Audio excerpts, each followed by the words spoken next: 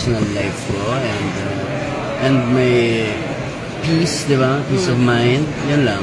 Pero ngayon, I'm very excited. Sinabi mo, di ba, may attack or hindi nila naintindihan.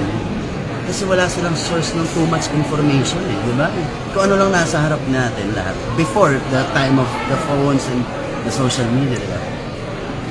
Parang wala kang problema na hindi mo kailangan problemahin. Di ba? Ngayon kasi may mga bagay na hindi ko na dapat ito iniisip. Saka may mga bagay na hindi ko na dapat alam, nalalaman ko pa, di ba?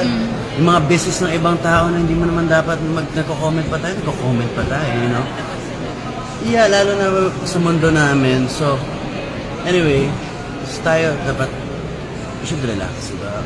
Pag hindi na natin business at hindi na natin, huwag na tayo nakikisaw-saw sa mga bagay. So, And let's be mindful. Let's be mindful sa mga feelings ng mga tao. Nasasaktan ka ba daw, Ako? sa mga lumalabas sa social media? Like, sorry Pag personal sa akin? Oo.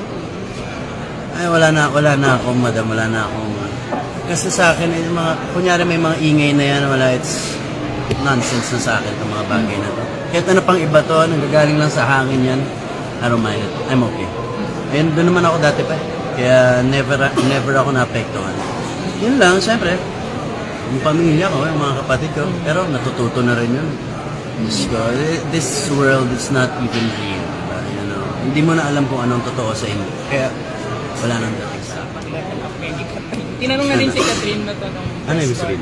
level up meaning settle down, ganyan. Kasi But let's take it easy.